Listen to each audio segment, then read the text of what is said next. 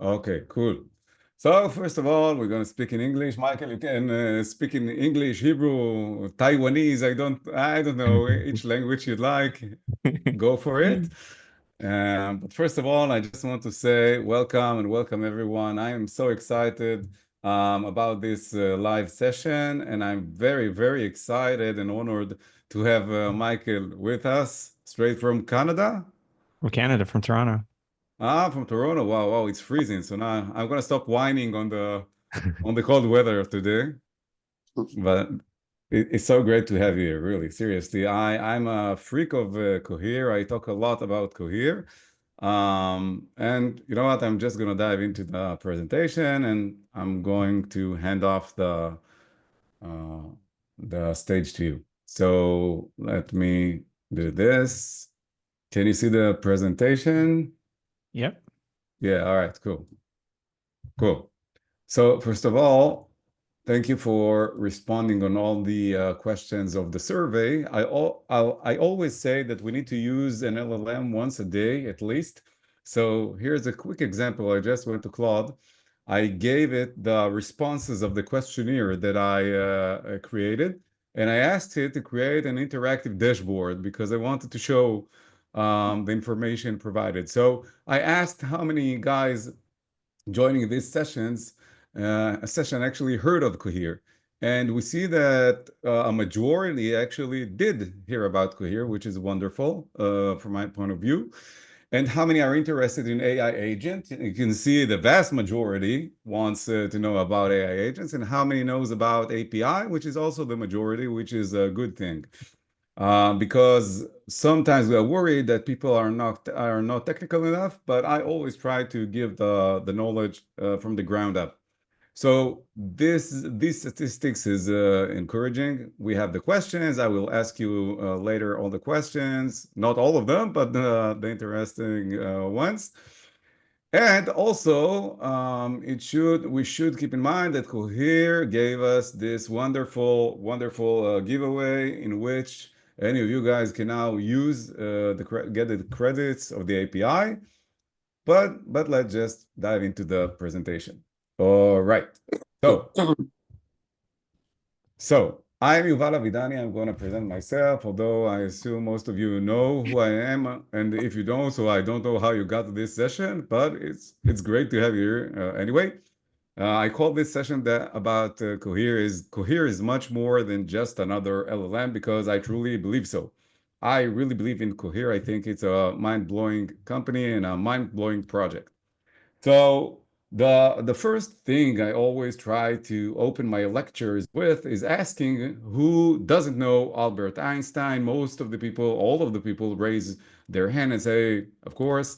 And yeah, this cute little Einstein I created with AI, Flux, by the way. So what if Albert Einstein was only one of these cute guys, either a painter or a barista guy in Starbucks or even the Royal Postman delivery guy?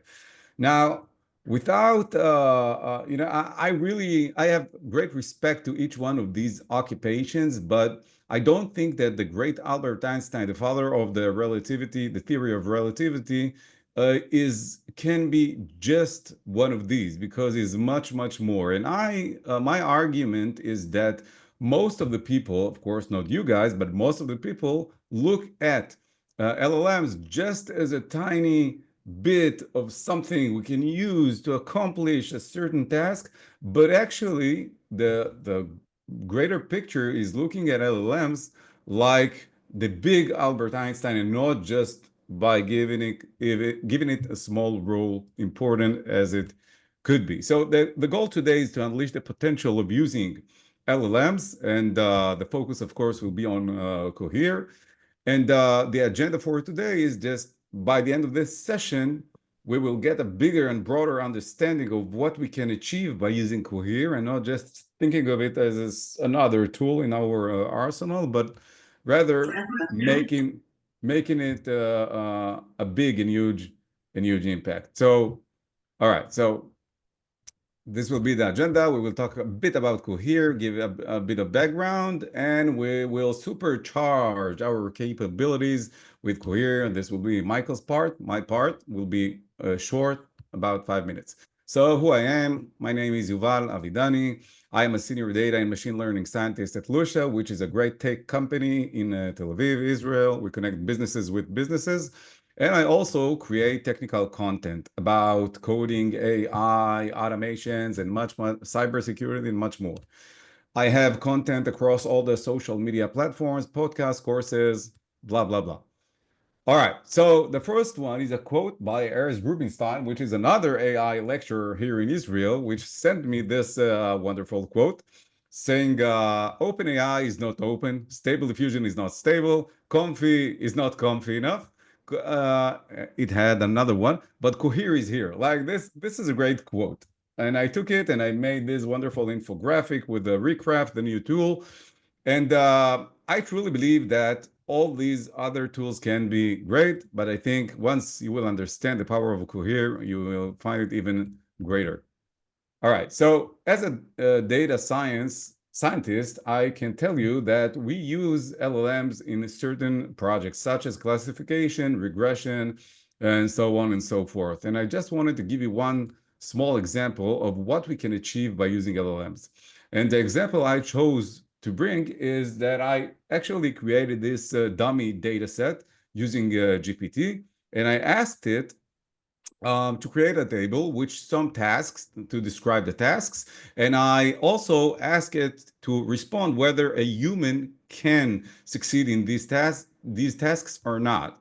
And on the contrary side, I also ask if the AI can succeed or not. So I got this beautiful table, and now based on this table, I wanted to predict something. And what I wanted to predict is whether the future of all humanity, of all mankind, is doomed. All right. So now the AI should say whether we are doomed if the AI succeeded in something we did not.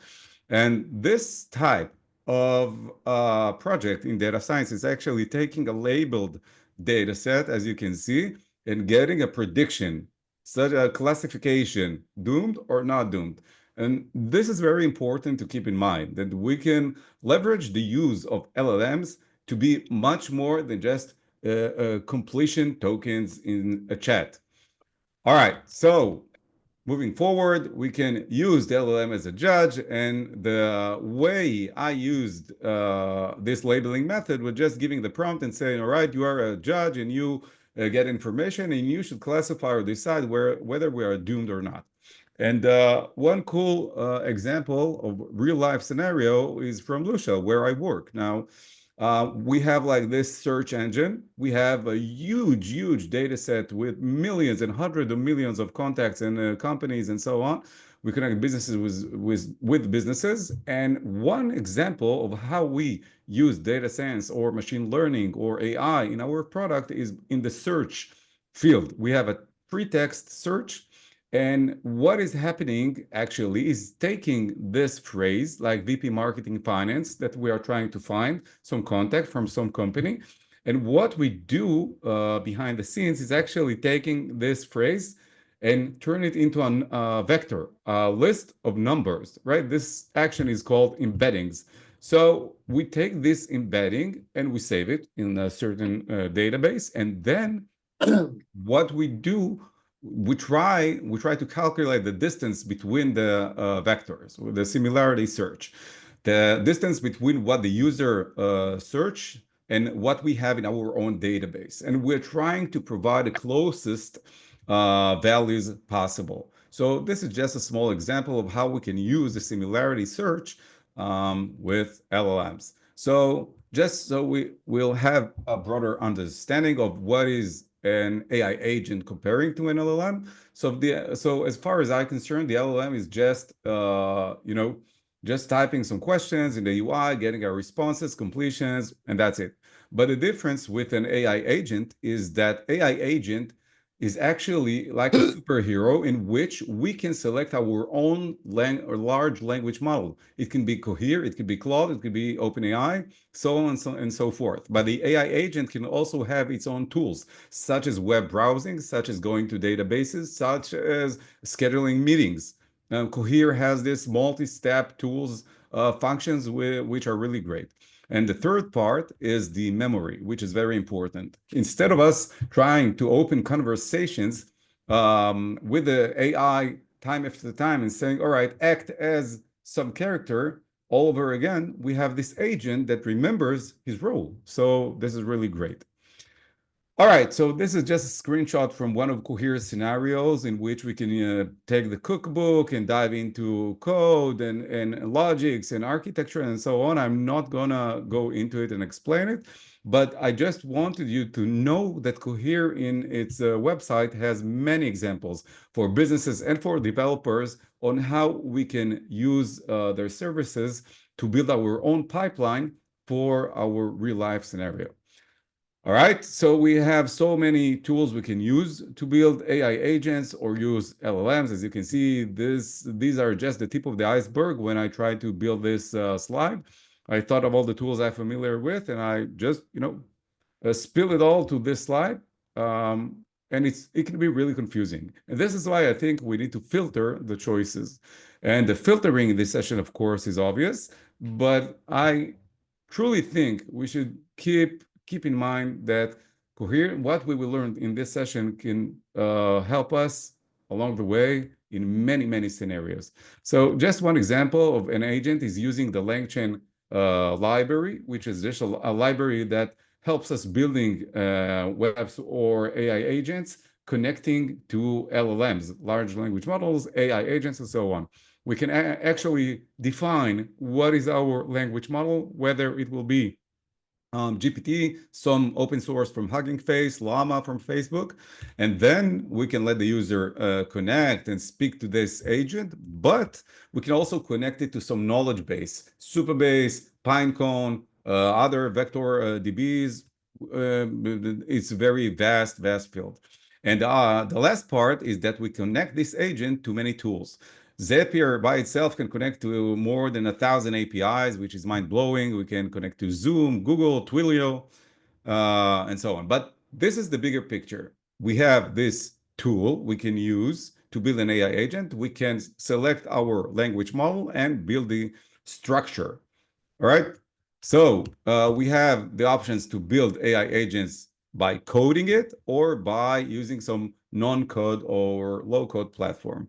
And this is the part where I give the stage to our dear Michael. I have this QR code in which you can scan. Cohere gave everyone in this session for our community $10 worth of credits using the API. So I encourage you. I will also paste the link in the chat, but I do encourage you to scan this QR and save it and use the API keys. All right, so now, Michael, I'm gonna stop my sharing and give you the stage. Once I will find the stop sharing button. All right, there you go. So the stage is all yours now. Wonderful. Okay. Go ahead. Let me just make sure I'm sharing the right thing. Give me a second. Sure. There we go. Although it's fun to see things we didn't have to had in mind to share, right? Can you see my screen and can you hear me well? Yeah, perfect. Okay, wonderful. אז כמו שאמרתי, קוראים לי מיכאל. פעם גרתי בתל אביב, פעם גרתי בארץ, ועכשיו עברתי לקנדה לפני 13 שנה. באתי לפה ללמוד מדעי מחשב באוניברסיטת טורונטו, ונשארתי פה. וואו. בגלל שנשארתי פה, ובגלל שלא מספיק שאני גרתי בישראל, אז העברית שלי כבר לא משהו. And because of that, I'm going to switch to English so we can get through this presentation. Cool. So with that said, let's get started. So my name is Michael. So currently I do API design and developer experience at Cohere. I manage a team. We think about the APIs, we think about the SDKs, and we just want to make sure that if anybody is interested in using Cohere, it's as easy as possible to do that. So if you have any questions for me or any feedback, like literally just shoot me an email. I would love to hear from you. And also in the chat during this session. Yeah, I'll check the chat a little bit later because otherwise I'll get distracted. And yeah, of course. Things will I'm go looking south. at it. Great. So before joining Cohere, I worked at Amazon and I worked at Snap. I worked at Snapchat for 6 years, and then I came to Cohere. In addition to my engineering job, I also play in a band called Good Kid. We just finished our European tour, and this photo like here is from Manchester. It was really fun. So we somehow try to combine the music stuff with the engineering. And actually, one of the founders of Cohere, Nick, is my bandmate. He's the singer. This is Nick flying through the air at one of our shows. But at the same time as doing all that, he was working with Jeff Hinton at Google, and then left Google with his friends to start Cohere. And so that's what I'm going to talk about. I'm going to talk about Cohere models and APIs. So Cohere is a company. What we do is we train models and we expose them via APIs. Our mission is to support enterprises to build stuff with our models. And because of that, we don't care about AGI. We don't care about big philosophical goals. We really just want people to be able to build cool things that solve real problems. So that's what we focus on. And that's kind of the theme of a lot of the features we're going to talk about later. They're the focus for us. So I'm going to talk about the two kind of model types that we have at Cohere. Number one, we have text generation models. And then number two, we have search models. Let's start with text generation. So I think text generation, most people are really familiar with models that do text generation. You can ask a model, you can send a model a prompt to summarize something, send it a long text and it will generate a summary for you. You can ask a model to do copywriting for you, or you can build a chatbot with the model. So at Cohere, right now, the two models that are kind of like our main offerings, they're Command R and Command R Plus. Command R is a smaller, faster model, and Command R Plus is the bigger, slower model, but it has more data in it, so it's more accurate. And anybody can go try our models by going to chat.cohere.com. You can just go talk to the model directly and kind of see how it behaves for you.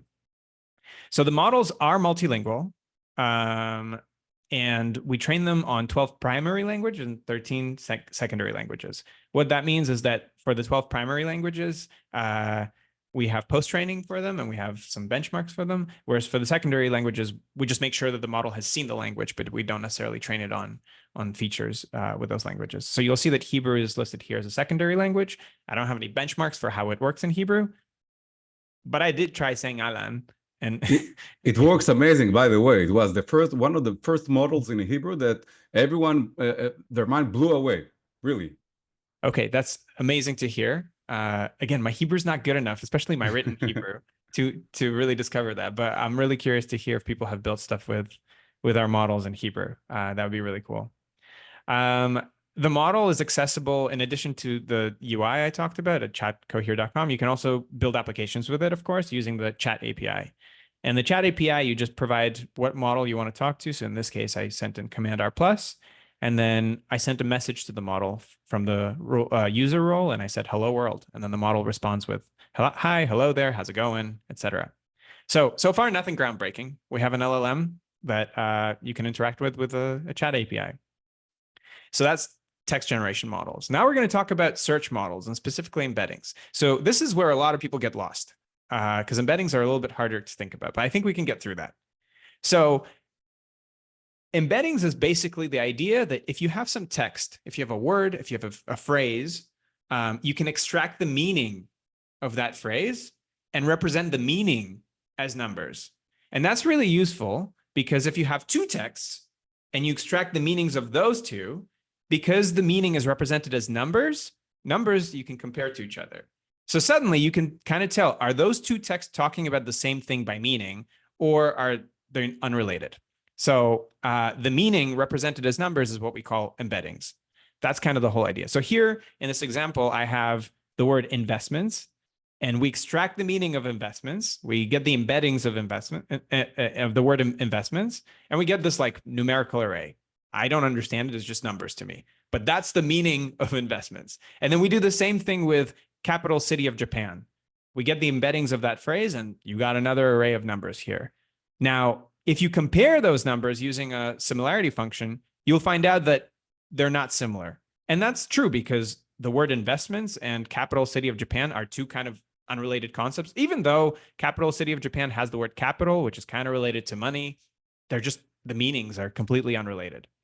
But if I take investments, the embeddings of investments, and I compare them to the embeddings of capital gains, now suddenly those are very similar.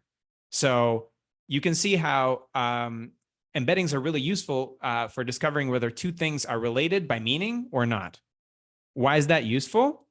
Well, because that's exactly what search is. Like that's how we can build search that lets you search by meaning. I want to talk a little bit about like how traditionally people build search, which is just by keyword search. So say I type in a search and I type in Brazil to USA travel visa. And I might get a search result back that says USA to Brazil travel visa. Those, if you compare the keywords here, Brazil is here, USA is here, travel here, visa here. So technically on a keyword matching basis, that's a perfect result. We match so many keywords. But is this actually what you're looking for when you're searching Brazil to USA travel visa? Well, no, because one of them talks about traveling from Brazil to USA, and the other one talks about traveling from USA to Brazil. Completely unrelated. But keyword search made that our top search result. Whereas with semantic search, if you were searching by meaning, your top search result would be something like visas, US Embassy in Brazil. Even though the keywords don't actually match, the word travel is nowhere to be found in this. This is actually the thing that's most useful to the user because they want to know how to get to America from Brazil. So that's the power of semantic search, and you do it using embeddings. So we offer an embed API. You just send some text, and then you get the meaning of it via embeddings as the output of the API. So we have a dedicated multilingual embed model, embed multilingual v3, and it supports over 100 languages, including Hebrew. And the embed model is also multimodal, which means you can send in a picture and you can get the meaning of the picture.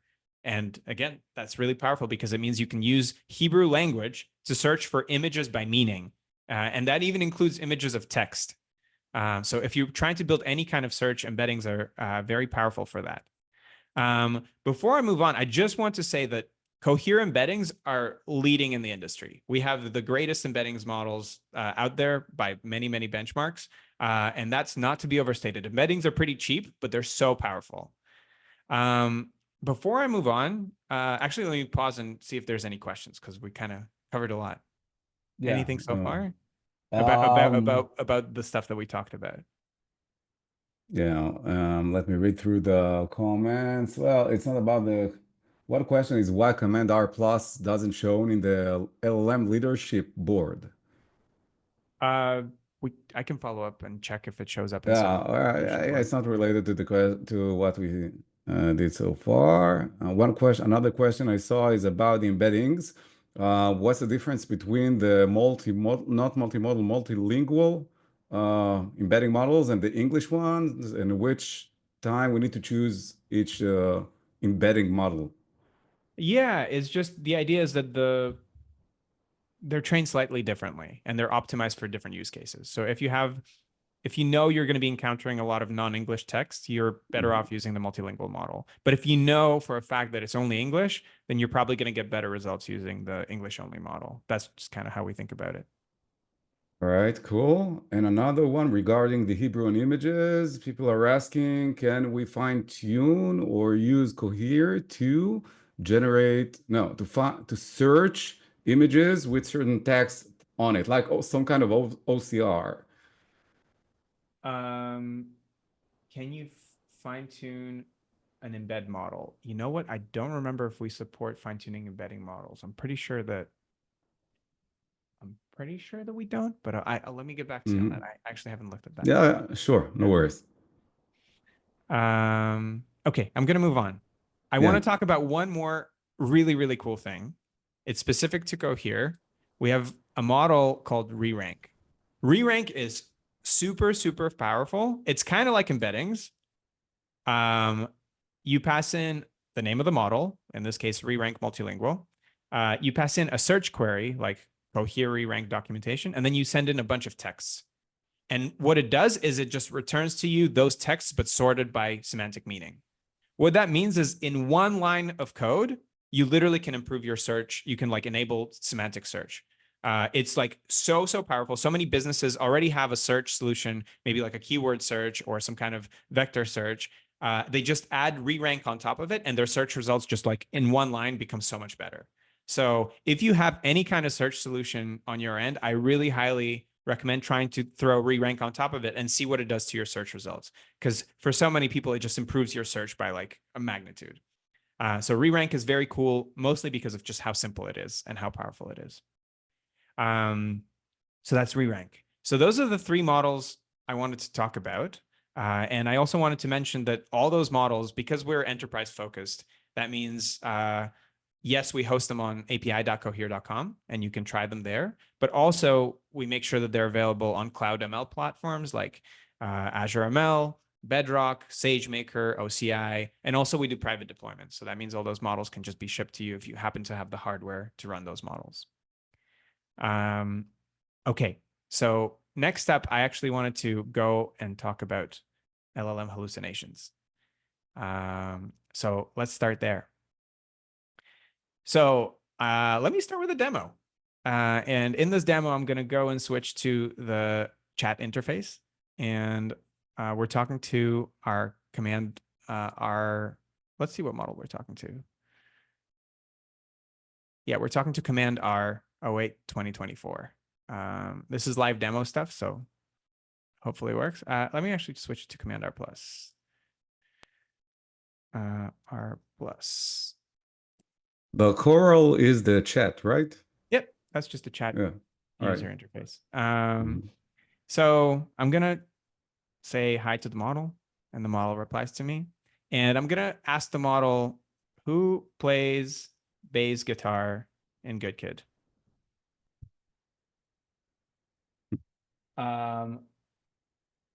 Amazing. And not only did the band, not only did the model answer this question, it also answered it completely incorrectly. It lied. So it made up the drummer, Chris Graham in my band. John, who's actually the drummer, turned out to be the bass player of the band. But Nick Frost, who does vocals, somehow learned how to play guitar. So a lot has happened in this answer. And this is a really good example that shows that you shouldn't be asking models anything related to knowledge. If you actually need accurate responses, models are just not good at producing accurate stuff.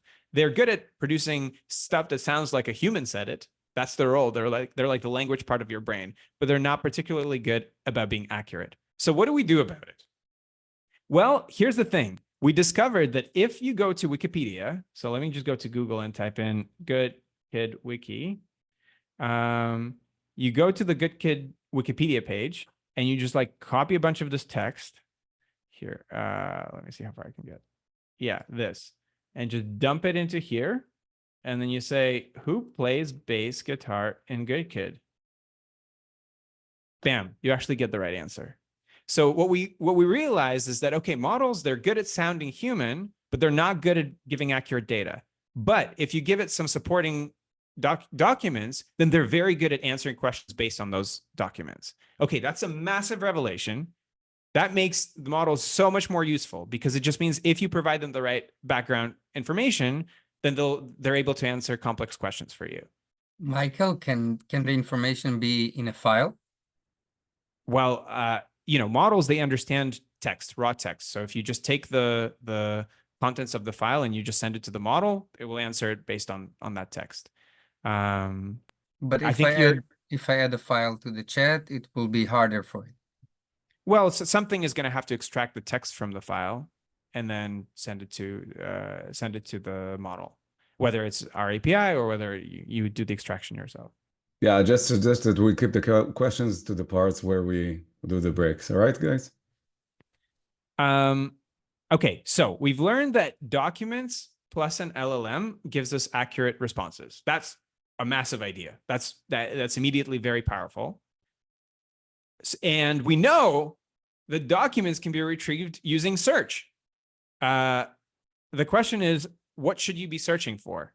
So let's look at an example. Say you have a chatbot and there's a conversation. who is the current president of the United States of America? And the assistant says, Joe Biden is the current president. And you say, how tall is he? What should be the thing you go and search to find a bunch of documents to answer this question? Well, you could just go grab the last message here, how tall is he, and go search how tall is he. But are you going to find any useful documents for how tall is he? Probably not. Who's he? Yeah, this is just not a good search query. So what do we do? If you're here and you're trying to find out what should you be searching in order to get the right relevant documents so that the LLM can answer this question correctly? Well, we discovered that the LLM is actually really good at generating search queries. So you just send the conversation, who is the current president of the United States? Joe Biden is the current president. How tall is he? You take that, you send it to the chat API, and you say, generate a search query for me. And you get back Joe Biden height. Joe Biden height is a lot more useful than how tall is he. So with Joe Biden height, we can go look up some documents that have information about the height of Joe Biden. And you might find, say, maybe you're searching Google. On Google, you might find like a bunch of articles about how tall different presidents are. And so you got all those articles. And now we can go back to the LLM and we can say the exact same chat history, but also send those documents along. And bam, you actually get accurate results. And you find out that Joe Biden is a very impressive tall man at 183 centimeters. And not only do you get the correct answer, this is really important for us at Cohere, you also get the citations. So at Cohere, we have a very strong philosophy that anytime you answer questions based on documents, you should also be including citations to the parts of the documents that include that information so that people can verify the information. LLMs lie, and even with documents, sometimes you're going to get hallucinations. So it's really, really important to include citations so that people can verify the information. So let me just do another demo. I'm going to go to our chatbot. I'm going to start a new one. And I'm going to ask the same question. I'm going to say, who plays bass in Good Kid? And the only change I'm going to make now is I'm going to go ahead and enable web search as one of the available tools. And so you see that the model decided it's going to look up who plays bass in Good Kid. It used some kind of search engine, and then it found that I do play bass, and here are the citations for that. So that's really, really powerful. And I think that maybe explains to you why we spent so much of this presentation talking about search and why Cohere spends so much of its energy on search, even though search is not particularly money-making or it's a very cheap functionality to do, but just your LLM is only as good as your search. If you can retrieve the right documents, your LLM is very, very powerful. But if you don't have amazing search, you're in trouble. So that's kind of how we think about this stuff. And actually, it has a name. All of this is called Retrieval Augmented Generation. You might have heard of it. It's often shortened to RAG. This is a term we came up with at Cohere. Patrick, my coworker who works on tools and RAG is the person who coined the term. And the concept is very simple. Before answering, look it up first. So that's RAG. So we talked a little bit about this before, but how do you know that the answer is correct after all of this? Well, at Cohere, citations are a first-class citizen. That means that we don't do RAG without citations. Anytime the model spits out an answer, it also spits out the citation. And the API also exposes the citation in a dedicated response field. So if you use the dedicated documents parameter in the chat API, the model will always come back with citations. Okay, so this basically covers most of what I wanted to talk about, but there's one more thing. So we talked about search, and search is just a tool that the model can use, like searching the web or searching your custom documents. What other tools can we teach the model to use? So this is kind of like the next step after RAG. It's tool use. And I'm going to give you just like a really quick demo. I'm going to create a new chat with the model, and I'll enable another tool. So I'm just going to go ahead and ask the model, what are the 5 largest countries that speak English as their main language? And so the model decided it's going to go and perform a web search, and it came back with some results. Okay, great. Let me just ask, what are their populations? And the model is going to go look up the populations of these countries. In this case, it decided to do five web searches. Okay, cool. So the model gave me the data, but it would be easier to visualize it in a chart. So why don't we say draw a pie chart?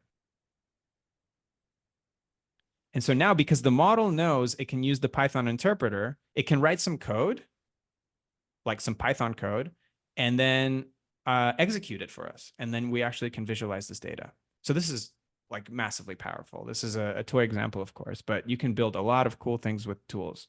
And the tools you can use, we trained it on some custom tools such as web search, such as Python interpreter, but you can add your own tools. You can build also, you can connect it to APIs, you can build all sorts of tools, and that kind of connects to what Yuval was talking about with agents. And we take this stuff very seriously. Tools is what I spent most of my day on, building new functionalities with tools. And as we train new models, tools just keep getting better and better, and it's very exciting.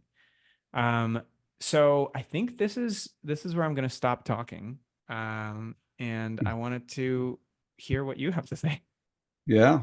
Well, you can, first of all, it's fascinating. It truly is fascinating. And I will be happy to hear about, like, I can share some insights from customers or companies that I talked with. So there are many people in the finance sector, right? So they're trying to get RAG they have these massive Excel files or CSV files in which they need to understand, to really understand the data, but it's in a large scale. How can Cohere help them in the cases of a financial advisor or accountants and so on? So correct me if I'm wrong. The question is, you have a bunch of data in Excel files, and you want to be able to ask questions about this data and also use different tools to visualize this data? True. Yeah. So step one is the model needs to have access to this data, and you need to find the right data. So we're going to have to think about the right search solution. So a lot of the time for an enterprise like this, it really depends on how much data you have. If you have like three files, just take the contents of those files, send them to the LLM in a prompt, and ask the question about them.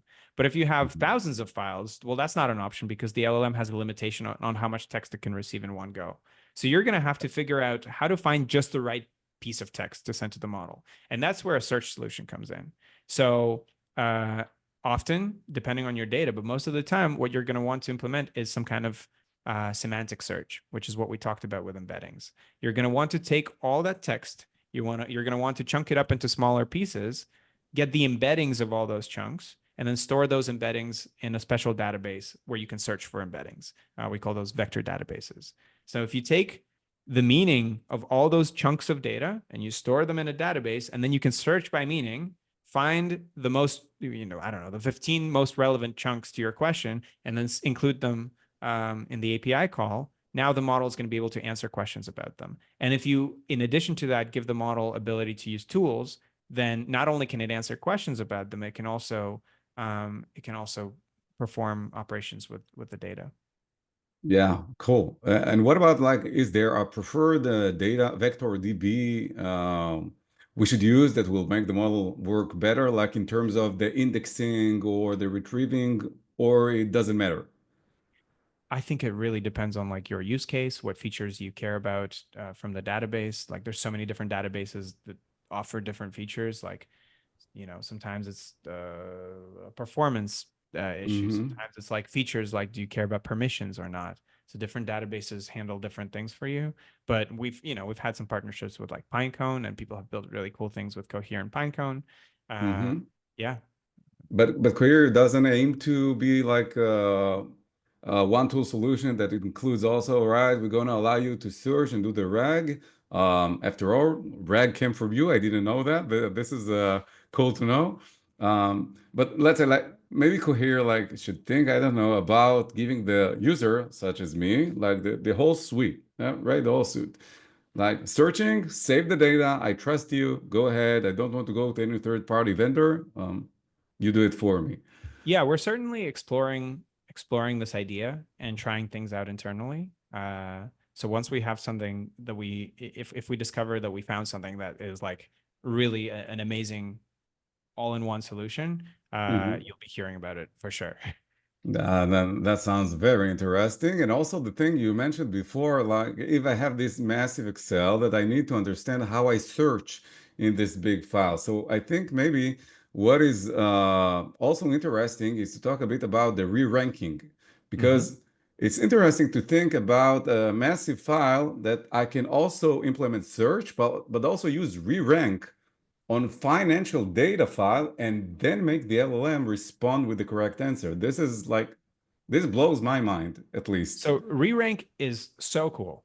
Re-rank, because it's just so simple to use, there's almost no reason not to use it. It's cheap and it's one line of code to add to your existing code. So if you're finding, even after you've built, like a lot of people, they use multiple strategies for their search. They will build some kind of hybrid between keyword search and embedding search, and they'll get like the top, I don't know, 500 results or 100 results. Then you take those 100 results and you run them through re-rank, and it just instantly improves your search, even if you've already built it with vector search to begin with. Re-rank, just like as an addition on top, of course, it's like specific to your use case. You should try it. But for so many use cases, we're finding if all you do is you just add one re-rank call, which is fast, simple, and cheap, your search results just become better. That's why it's such a cool model, because it's like the thing that sits on top of your existing search. And this is also amazing. And the question I got regarding this one is about the pricing. That like, how much does it cost to use the models? I didn't find the answers. It wasn't that straightforward in the website to understand like what is the use, such as you can just see the price per token. So let's say there are guys in here that are run their own companies or startups and they want to understand like the pricing and so on. What would you suggest? So pricing, it's different from model to model, obviously. So if you're looking at generative models like Command R and Command R Plus, the pricing is going to be per token. All right. If you are looking at the embedding and re-ranking and embedding models, I actually don't remember. Let me look at the Cohere pricing. Yeah, sorry for tackling you. It's just it crossed my mind in my organization that I said, all right, let's use Cohere. And they asked, okay, how much does it cost? And I had no idea. So that's a great opportunity to ask. We should be able to answer this pretty easily. So for Command R and Command R Plus, there's per token pricing. And then for embed, it's also per token. Except unless you're using embed with image embeddings, then we charge you also per image. Oh, all right. And then re-rank it's per search, and re-rank pricing is a little bit more complicated. But basically, we just came up with a formula of like how many document chunks plus queries roughly equates to a search. And so for most people, one search is what you need for your re-ranking. And so we charge you, what is it? $2 for 1,000 searches. Yeah, all right. Sounds reasonable. One question I got now is about the tokens or the searching, like whether the re-ranking strategy, so to speak, is more expensive in terms of wasting more, like, because if the re-ranking takes the results and then sends it all back to the LLM and searches again, or it does not work like this, and it's a smarter way of just sending the tokens over and over again. The flow is you did some kind of search, whether it's an embedding search or a keyword search. Maybe you already have Elasticsearch at your company and you just did some kind of search and you got your whatever top 100 results. Now you're trying to narrow them down to the top 10 results, or you're just trying to order them better. You run it through a different model and you called re-rank. You re-rank those results. And now, only now, you send it to the LLM. So your data doesn't reach the LLM until you first sorted it, and then you pick the right documents. So there's actually no wasted LLM steps, because re-rank is just part of the search step. I think this gives the correct perspective. Like to look at Cohere as a search solution, it's a really clever way of explaining what makes Cohere special. Because there is a big competition with the LLMs area, right? As they asked in the LLM leaderboards and so on. And Cohere, I think Cohere's LLM is also great. But when I look at Cohere as a data scientist, also as a search solution, especially when we have the multi-model searching now, I think this really changes the way we can implement AI in our products, in web apps as developers. It makes everything much simpler. I think we think about it holistically. I think at the end of the day, like, yeah, those are just components. You have whatever, you have your embeddings, you have your LLM, you have the re-rank piece. But a lot of the time, the way we train our model for RAG is using the search results we've retrieved using our own searches. And so if you've used all the components together, you might get better results as opposed to just like using the search and sending it to another LLM who has never seen search results of that size or whatever. So yeah, we've tried to put all this together in an open source repo. We called it the Cohere Toolkit, where you have a UI. You literally, like that UI that I showed you, the chatbot, you can literally go to that repo and deploy it yourself and try it out. And it does. Wow, okay. It does searches with external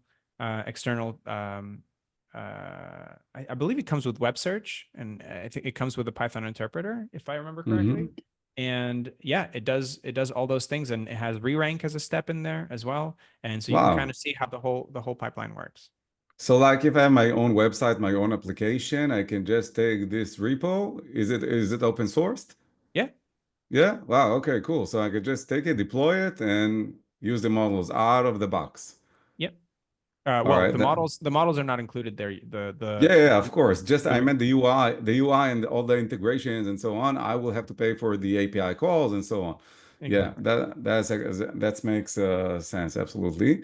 I have many more questions. Maybe I can just sum the questions if you like, and I can. I Yeah, don't that's know great. how much time we have, but one last question, as far as I'm concerned, maybe, is just showing the part of the embeddings playground in the website. I think that the guys, I'm not sure everyone are familiar with it, and I find it fascinating, like to see the embeddings, the groups. I haven't been to our embeddings playground in like 2 years, so maybe it's changed. Let's find out together. Yeah, well, you do APIs, so I do APIs, and I found that's really interesting that you liked it. That's awesome, because I found embeddings very hard to understand from the playground. When I just joined Cohere, I didn't know what embeddings were. And, as a software engineer, I'm familiar with embedding as like adding things to a website, like embedding a YouTube video on your website or something. Yeah. And so just the name confused me. And then I saw a graph and I turned off from embeddings. And then it took someone to sit me down and be like, no, we're just taking words and we're extracting the meaning of the words. I was like, oh, that's it? Why didn't anybody say so? It's like magic, I see it, I look at it as magic because you actually get meaning. You get meaning using embedding. It's unbelievable. Like you don't need to make a stupid, so to speak, search. You don't need to match by key words or key phrases. You actually get meanings in images, in text. That's correct. Okay, so let's look at this playground. Yeah, this one exactly. Okay, so, and you have so we can add a bunch of text here. So let's try the example we gave. So I'm gonna write down what actually, if I go you can to also click on the examples. By the way, you have the there's some preloaded examples. example. Yeah, you have Wow, the you examples. know this so much better than I do. I wanted you to show it because it's so cool. Now you Okay. can on the right hand side you have the embedding models, and this is the interesting part as well. That's right. Yeah. So here you can pick the different models. We're picking the embed English model here because all these papers seem like they're written in English. And the example that we loaded is grabbing a bunch of titles and abstracts from papers, research papers loaded to this website. So let's run the embeddings. Yeah. And now you'll get a plotting of the data. It's fun to see. You see the groups. And so, yeah, we can see that a bunch of the papers are actually talking about the same thing. And then some papers are talking about a whole different thing. So let's see what those papers are. This right here, oh my gosh. Smooth analysis of greedy algorithm for linear contextual banded problem. And this one is, they're just too long. They're not Yeah. efficient pure exploration of adaptive round model, adaptive setting. This is way beyond me. I'm not an ML scientist, so I don't actually know what these papers are Yeah, me talking about, but neither. I'm gonna trust that these are related. Yeah, Let's see what other examples there are here. and you Y also have the Combinator. classification, by the way. This is the embedding, and you also have the cool part of the classification that you can actually like predict whether an email is a spam or not. This is also, you have the fintech email classifier in the examples in the upper row. That's correct. Yeah, so we can just load in a bunch of Yeah. emails. And we say like these are the buckets that are that we can use, and then we can run the classifier, and it will check which bucket it thinks which email corresponds to. So, for example, here, how can I set up a third-party contribution to my RSP? It's an RSP label, and then this one is related to taxes. Do I need to complete a return if I move to Canada this year? So, if you're trying to build a spam filter or something, and under the hood classify, it's just embeddings.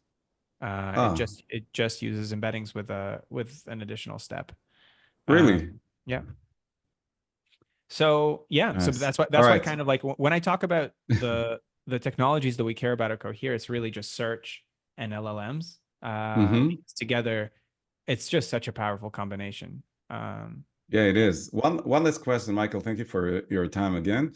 Is how come Cohere's Hebrew is so great? I get this question a lot because the Hebrew. I know you say you can't read the written text of Hebrew, but you have to keep in mind that the Hebrew is great. It's awesome. This is the reason that I fell in love in Cohere like a year ago. So it's because at night, when everybody at Cohere sleeps, I play Ali Einstein to the model. And yeah, that's how it happens. No, the answer is we have a dedicated multilingual team. We care a lot about multilingual as a use case because a lot of the enterprises are from all around the globe. And so we go the extra mile to source content in different languages and clustering it and training it. And we have like different pipelines, like I mentioned for the LLM. We have like some models become like primary languages. Some models become Some languages become primary languages. Some languages become secondary languages. Yeah, we think a lot about multilingual use cases, and there's a whole team. There's a whole team working on that. So I will pass to them, and I'll force them to listen to Ali Einstein. They should. They should. They should. Shabbat Baboker. Yeah, of course. You see, you're in the business. Yeah. Yeah, but it's so cool. Just really, I like the Hebrew. I like the products of Cohere. And I know I suggest everyone to go to Cohere's website. You have all the use cases, the real life use cases in which you have the businesses and for developers. You know what? I'm going to share the screen. Michael, feel free if you need to hop on. Yeah, I'm going to leave in 3 minutes because I have a doctor's appointment. All right, cool.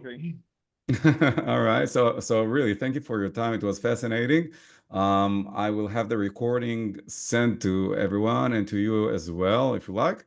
And I think that Cohere really opens a world of possibilities now with all the solutions. And we didn't even talk about building the custom tools for organizations because there are sometimes organizations that wants everything to be confidential. So the question is always, how can we implement some search solution in a closed environment or compliance and so on?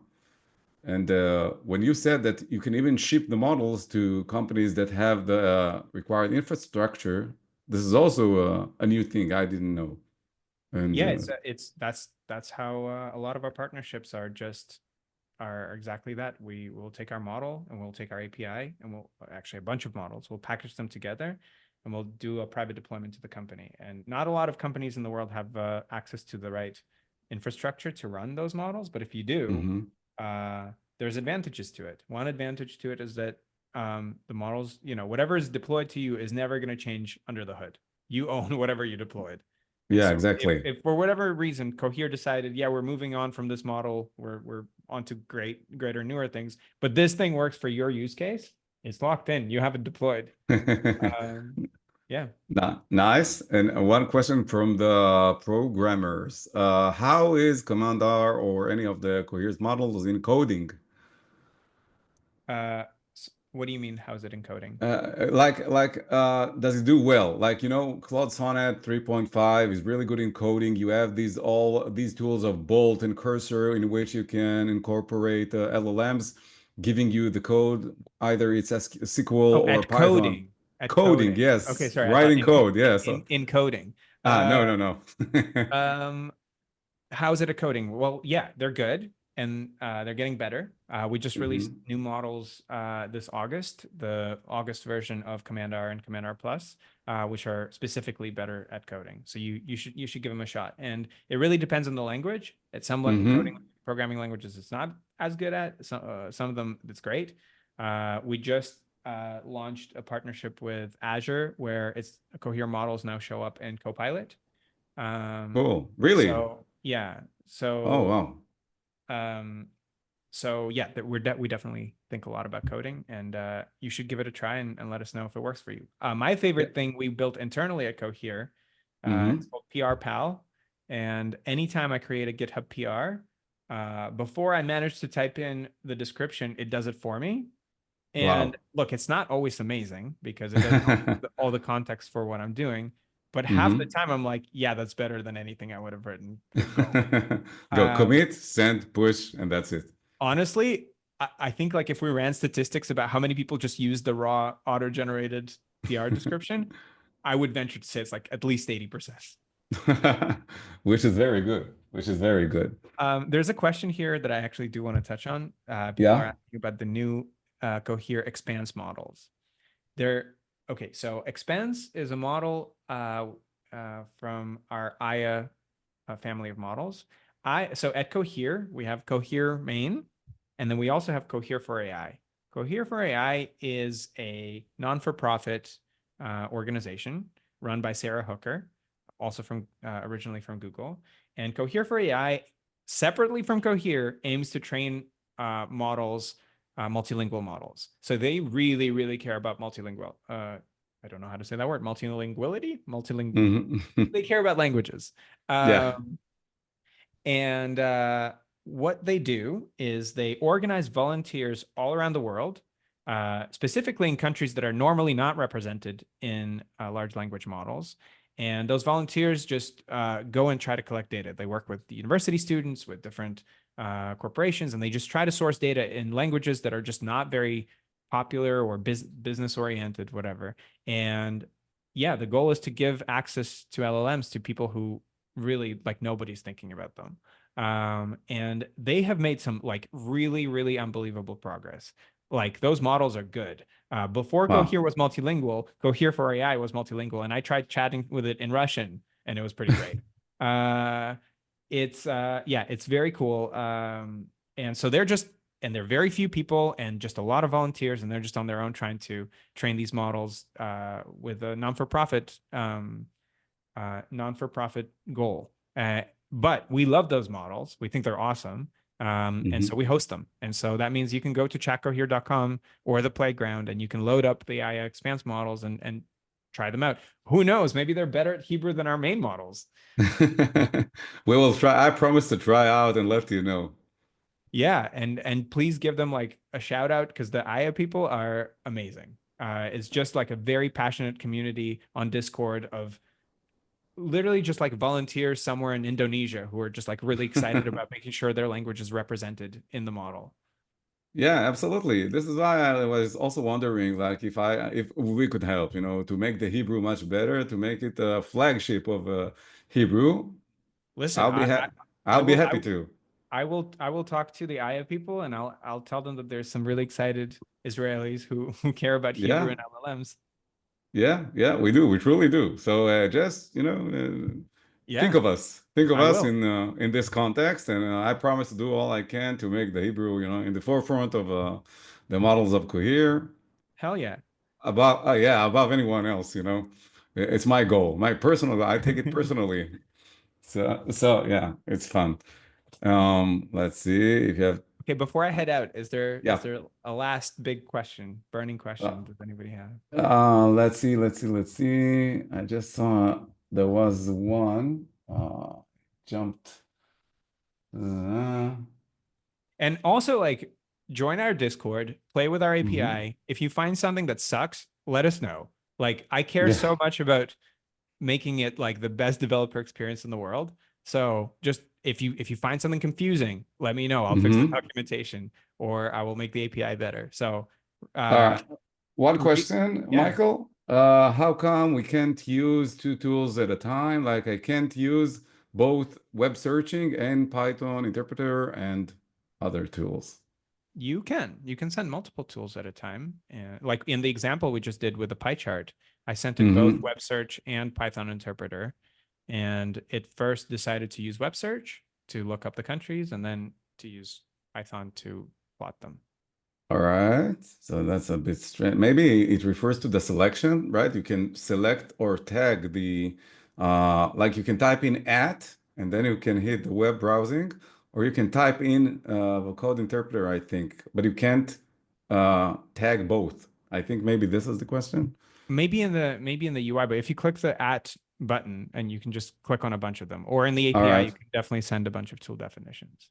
Right. Last one on GCP. Do you work on GCP? Because you mentioned Azure, and what about Google Cloud Platform?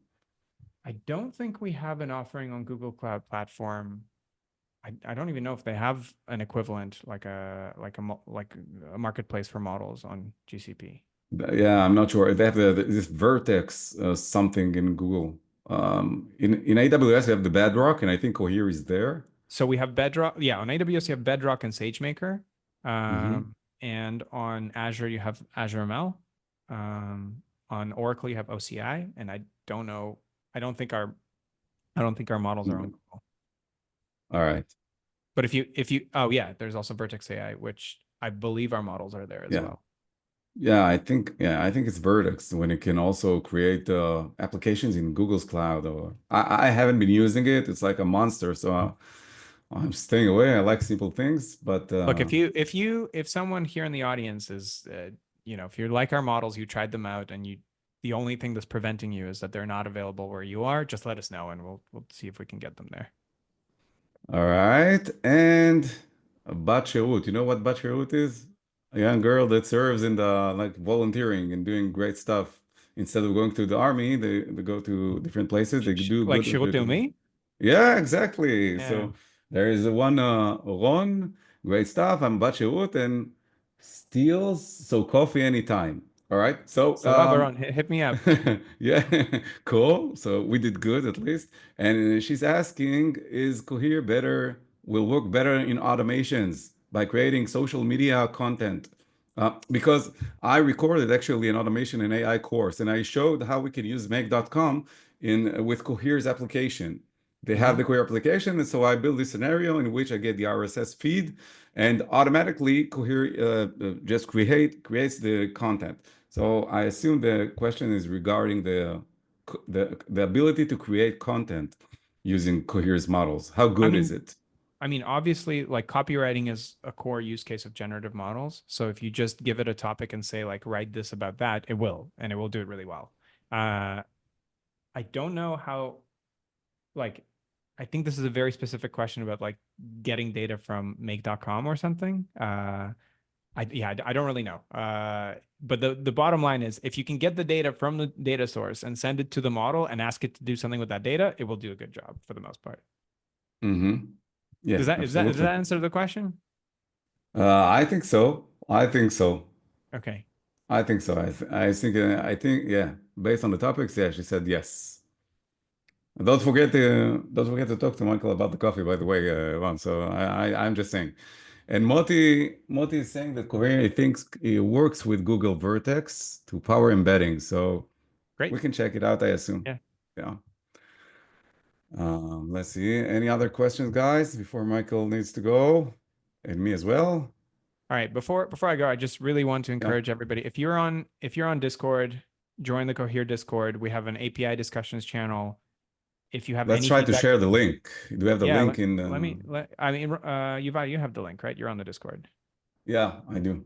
Great. So Yuval is going to share the link. Join up. If you have any feedback, send it to us. We have some really cool features coming out very soon. Like actually today we have a feature coming out.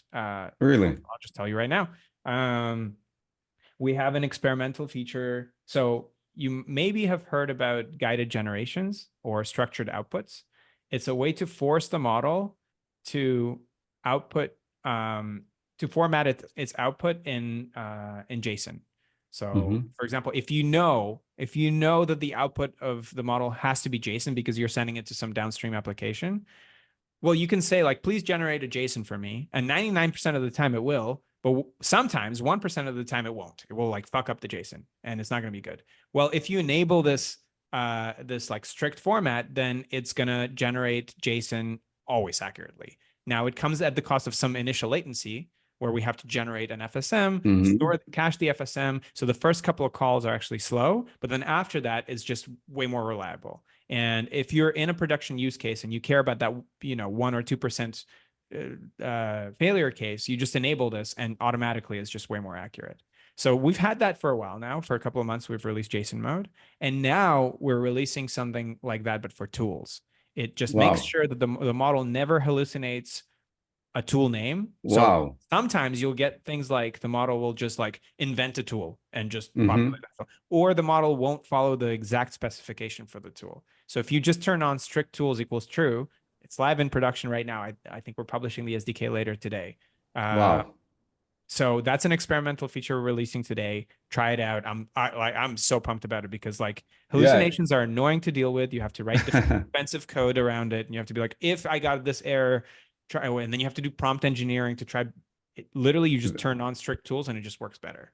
I wasted almost 2 months on a project that I worked on. It was really awful. I used the function calling with OpenAI, and I got the output. All right, I forced it to be a JSON. It wasn't the structure I wanted, but the problem was that it should have been a classifier, but it always returned, like I think maybe 5, 10, 15% of the times, it returned me some values that weren't in the terminology whatsoever. Like it hallucinated no matter what. So I tried to use Pydantic and other libraries, but if you have solution that's for exactly like when you need something in a very specific structure, whether it's JSON or it's tools, that's where guided generation really shines. And so we enabled it for JSON a while ago, and there's a parameter called response format, and you just set it to JSON object, and it will force the model to always spit out good JSON.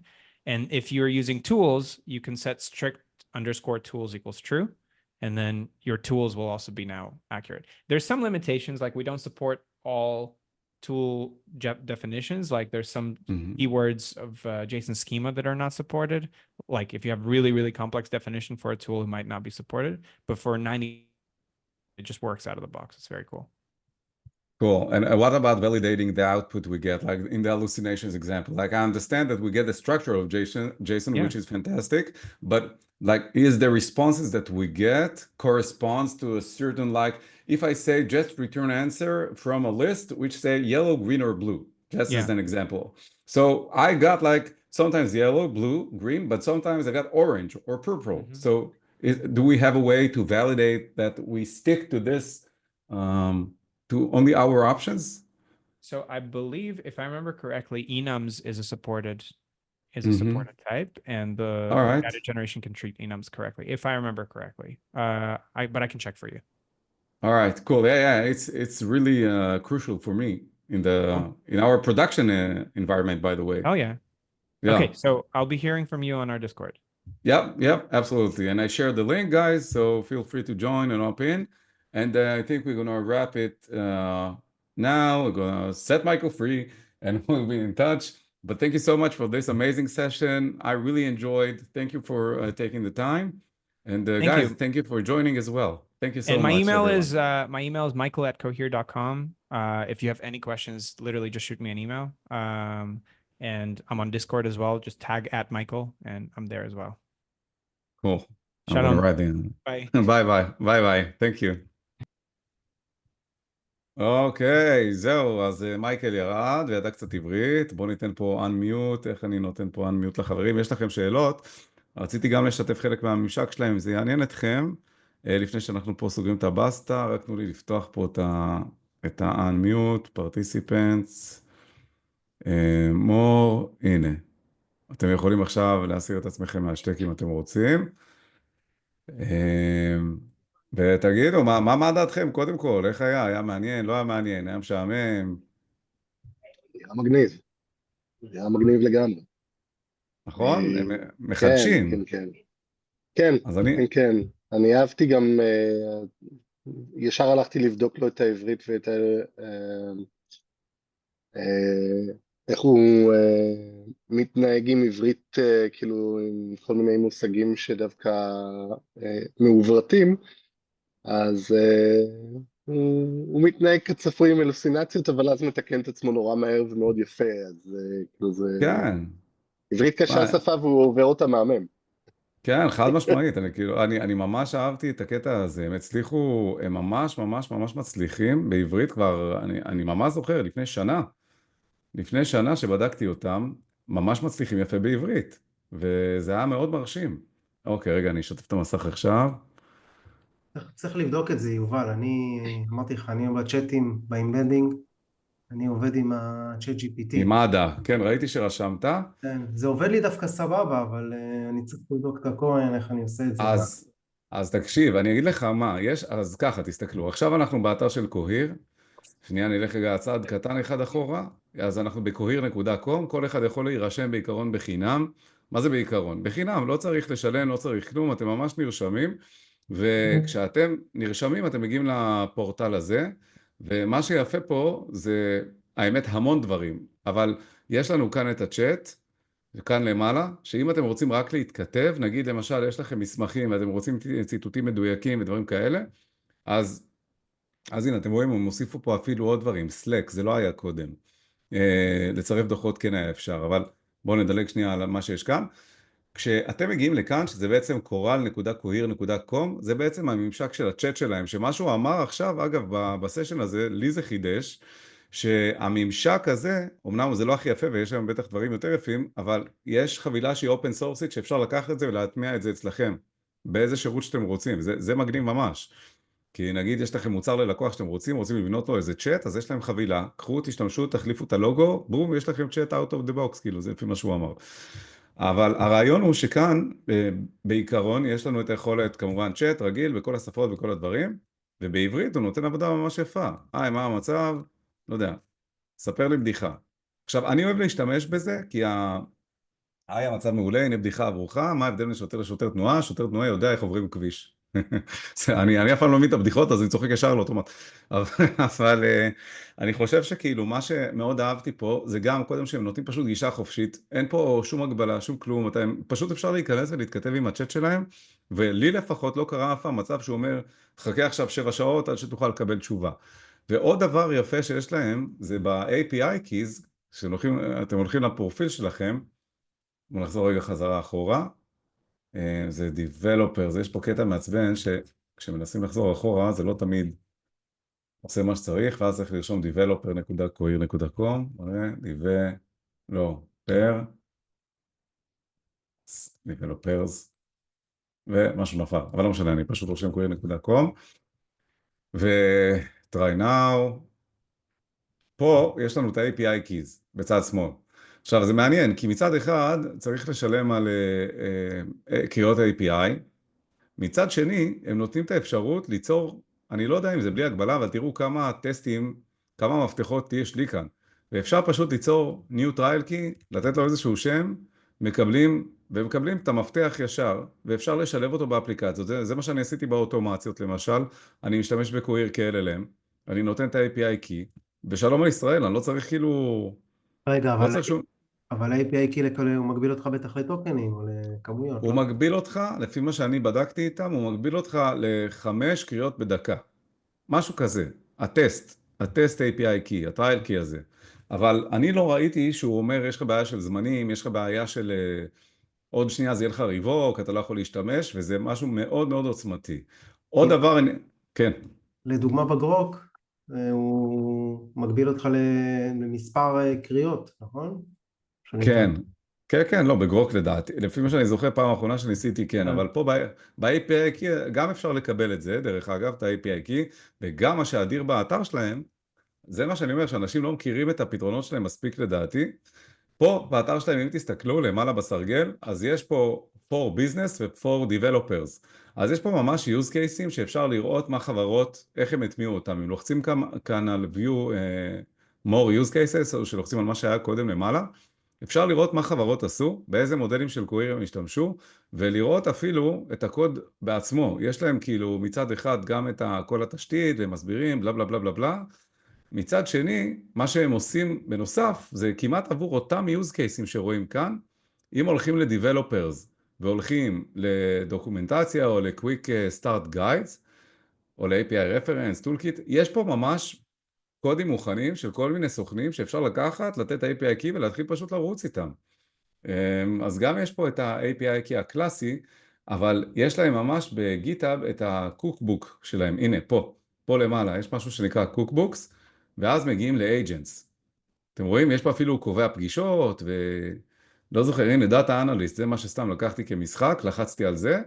אתם מגיעים פשוט לעמוד שלהם, לדוקומנטציה, שלב אחרי שלב, עם כל הקוד שצריך, פה ספציפית זה עם LangChain, והכל פשוט חופשי. אז תחשבו שגם יש לכם את ה-API Key שאתם מקבלים מהם במתנה, גם יש לכם פה קוד מוכן כבר לסוכנים לבנות מה שבא לכם, ורשימה ענקית של סוכנים, ובנוסף לכל הדבר הזה, יש להם גם את העמוד גיטאב שלהם, שבעמוד גיטאב שלהם יש עוד מיליון דברים שאפשר להשתמש בהם. זה כאילו, זה פשוט אוצר הדבר הזה, מה שהם מנגישים. ועוד, אני אומר, ביום יום שלי למשל, אם אני צריך להתעסק בדברים שקשורים לדאטה סיינס, מודלים, פיינטיונינג ודברים כאלה, אז יש להם פה, אפילו אחרי ששוברים את הראש פעם אחת בפיינטיונינג, למשל עם הגינג פייס, שזה לא פשוט, זה תהליך שהוא לא אינטואיטיבי, הוא לא קל, הוא לא כיפי.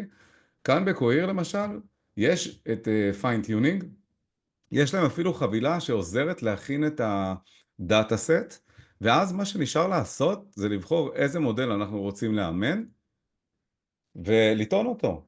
לטעון אותו. ממש יש איזה JSON, זה פורמט של JSON שהוא פשוט בשורה אחת, הוא נראה משהו כזה, שכל ערך הוא בעצם שורה, והם מאמנים את כל המודלים, ובסוף הם גם נותנים את כל המטריקות, ממש כאילו את כל הנתונים, מה היה בהצלחה, מה לא היה בהצלחה, מה נכשל, מה לא נכשל, שזה דברים שבדרך כלל שוברים את הראש עליהם, שזה משהו מאוד כיפי.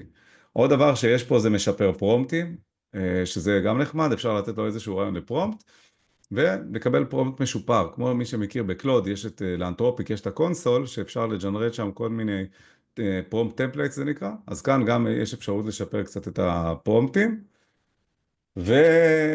והשאר זה רק לשחק עם הטולים שלהם. נגיד בפלייגראונד, כמו שהתחלתי להגיד לו קודם, שיש את הקלאסיפיקציה ואת האימבדינגס, שזה ממש כיף לראות את זה.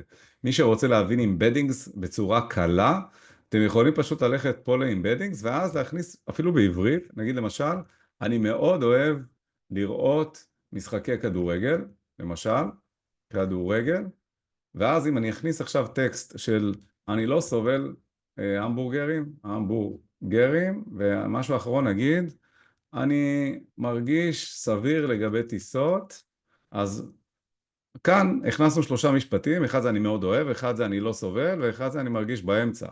עכשיו בעיקרון, כמה שיש לנו יותר דאטה, אנחנו נרצה להכניס יותר משפטים, הרעיון הוא שאנחנו בוחרים עכשיו איך כל משפט יהפוך לרשימה של מספרים, זה בעצם ה-embeddings, ומה שיפה בקוהיר שיש להם כל מיני מודלים שאפשר לבחור, והמולטי-לינגואל שלהם, המודלים של הריבוי שפות, עושה עבודה ממש טובה, ובמיוחד בעברית, מה שאני בדקתי, ויש כל מיני גרסאות, אבל נגיד ייקח את הכי טוב שלהם, 3, אני לא רוצה שהוא יחתוך אותו, אני לוחץ פשוט על run, עכשיו יש לנו פה רק סך הכל 3 משפטים, אבל תסתכלו איזה יופי, מה שקיבלנו פה עכשיו, זה שאנחנו רואים שיש לנו פשוט 3 קבוצות שונות, יש לנו מרחקים ביניהם. ולמה יש לנו מרחקים? כי הוא הבין את המשמעות של מה שרשמתי. 3 למשל זה אני מרגיש סביר, אז סביר נמצא לי פה. מצד שני, בקצה השני של סביר, בואו נראה מה נמצא, אני לא סובל. קולטים? אני לא סובל, זה רחוק מסביר, אבל מצד שני, אני מאוד אוהב, זה יותר חיובי.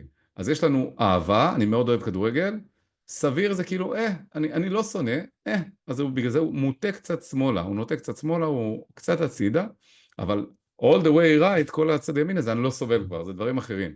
תראו איזה יופי זה לתפוס משמעות של דברים. עכשיו, ככל שיהיו לנו עוד משפטים, אני אוהב את חיים, בירה לא עושה לי טוב, כאילו ממש ברמת הסלנגים אפילו, ויין זה נחמד מאוד, ככל שיהיה לנו יותר דאטה, ואנחנו נריץ אותו שוב פעם באמבדינגס, כל דבר כזה ננסה להבין את המשמעות שלו, עכשיו אנחנו נצטרך לראות קצת יותר קרבה, פחות מרחק. אז אני לא סובל המבורגרים, בואו נראה, מקביל, תסתכלו, אני לא סובל המבורגרים, מקביל לבירה לא עושה לי טוב. אני אוהב את החיים, מקביל לנחמד מאוד, ואחרון, אני מאוד אוהב לראות משחקי כדורגל, אני מרגיש סביר לגבי טיסות. יש פה, בקיצור, הרבה דברים, הרבה משחקים. אז אני חושב שהיה לנו אחלה סשן, זהו, אני אעצור את השיתוף, ואני אגיד לכולכם תודה רבה. אני אקבל את ההקלטה, בטח את הקישור מזום, ואני אשתף אותה גם בקהילה, למי שירצה לצפות. אבל באמת, תודה רבה לכל מי שעלה, אני חושב שהיה ממש ממש מעניין. וזהו, תרגישו חופשי לשלוח שאלות וכאלה, בא לכם להגיב, לרשום משהו בצ'אט פה לפני שהוא נסגר, בכיף, וזהו. אבירן שואל קישור לקהילה, אז זה טריקי, אני אתן לך קישור ללינקדאין שלי, יש לי כמה קהילות, אבל העיקרית היא, יש לי קבוצת וואטסאפ אחת, ברוך השם, תודה לאל, חופרת קודחת, 24/6, כי אני סוגר אותה בשבת, אבל זה כיף, יש שם אנשים טובים, חכמים, חזקים, זה כמו בית שכל היום מדברים ועוזרים אחד לשני, וזה כיף גדול. אז יש את הקישור גם לקהילה הזאת, בלינקטרי שלי ששיתפתי את הלינק, אז תרגישו חופשי להצטרף לרשימת המתנה, יש שם, כל פעם אנשים יוצאים ואני מכניס, יש מאות אנשים ברשימת המתנה, אז אם לוקח זמן פשוט סבלנות, וזהו. אז ממש ממש תודה רבה לכם שבאתם ונשארתם ועליתם, היה כיף גדול, ותודה רבה גם לכולכם על התגובות. תודה רבה רבה, וזהו, נמשיך לעקוב ואני אשתף את הכישורים. אז יאללה חברים, שיהיה לכם לילה טוב, ותודה רבה רבה לכולכם. תודה. ביי ביי. יובל, תודה. ביי ביי, בכיף.